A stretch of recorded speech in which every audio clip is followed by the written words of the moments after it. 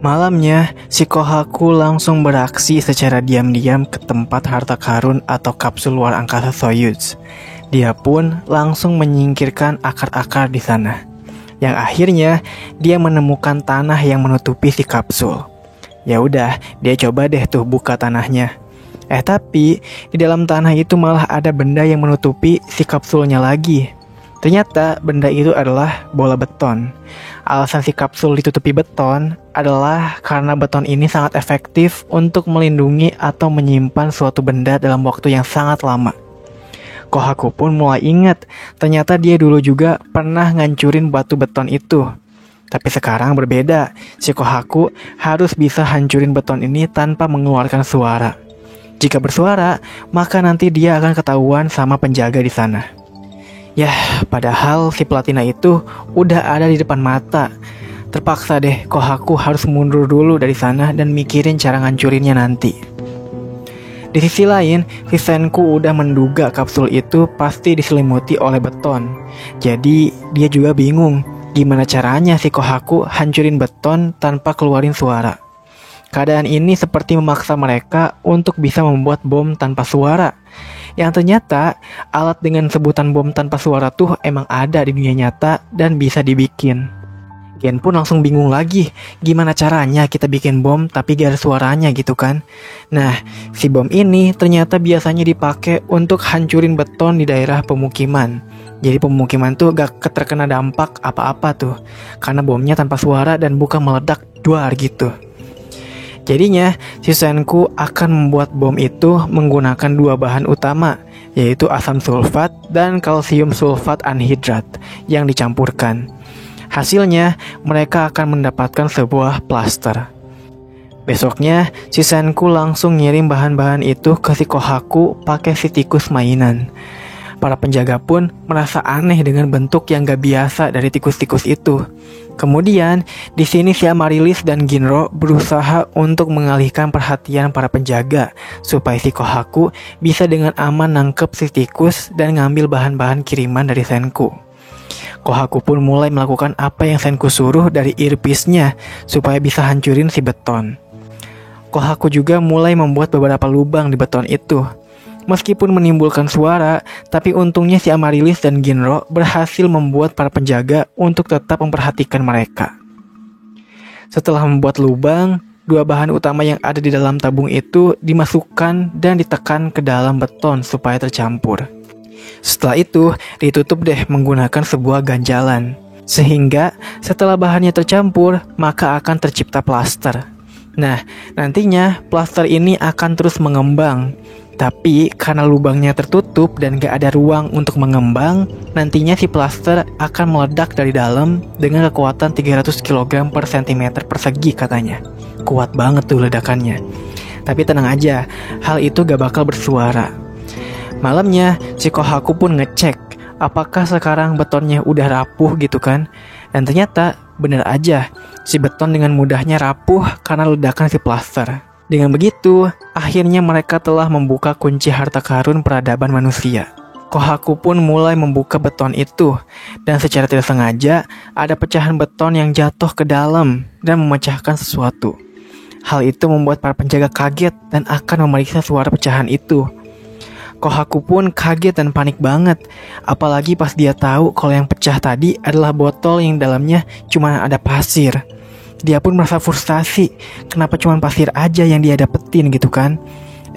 Setelah itu, Kohaku jadi keinget sesuatu, bahwa dari dulu aja Senku bisa membuat alat sains dari benda-benda sekitar yang kelihatannya gak berguna. Maka dengan itu, dia yakin sepertinya pasir ini berbeda dan akan berguna buat Senku. Jadinya, dia ambil sebungkus pasir itu. Untungnya para penjaga gak nemuin apa-apa di sana. Mereka cuma nemuin batu yang rapuh aja tanpa ada rasa curiga. Kohaku juga bisa dengan aman kembali ke tempatnya. Kembali ke Senku, di sini Senku lagi bikin motor untuk drone, yang dimana susah banget, si motornya gak stabil. Karena supaya drone bisa terbang, si motornya harus stabil banget. Di sisi lain, Suika berhasil ambil si tikus dari si Kohaku.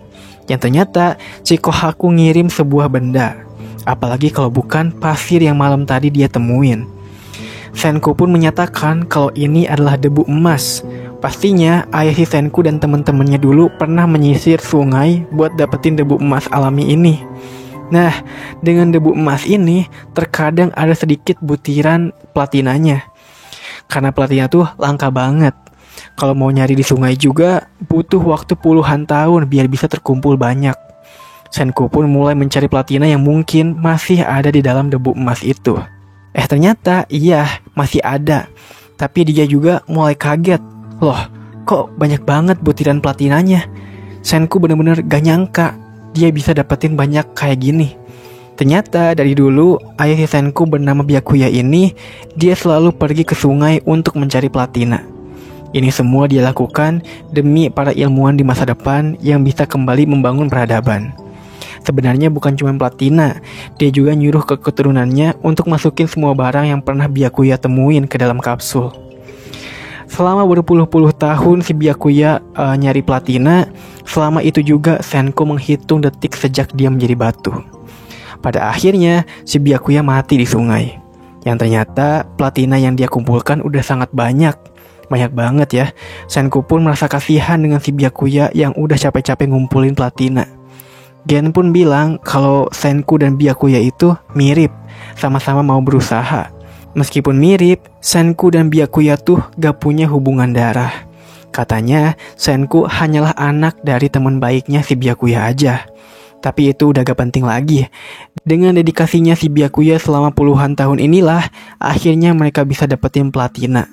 Kali ini, mereka bisa bikin asam nitrat atau cairan pembangkit tanpa batas. Kembali ke Kohaku, di sana mereka lihat kalau si Ibara dan pasukannya pergi ke tempat si kapsul.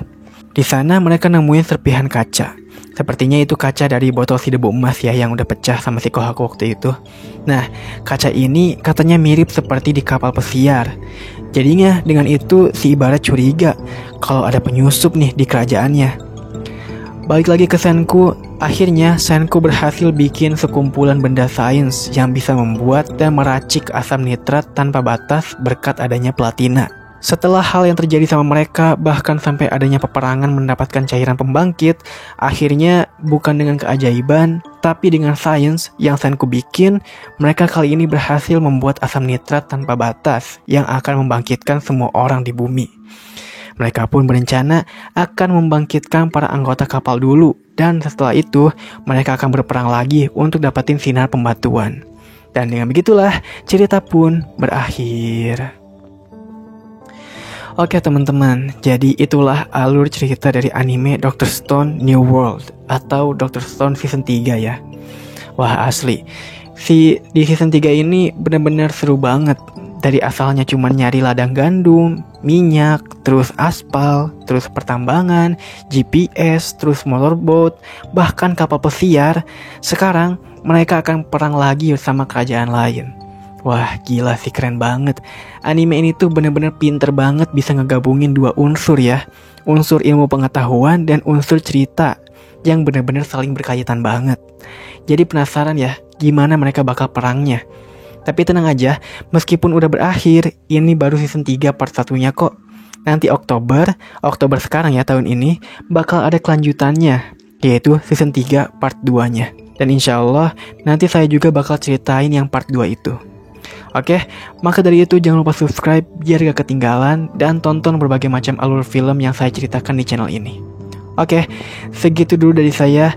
Jaga kesehatan kalian semuanya ya. Sampai ketemu lagi di video selanjutnya dan salam film.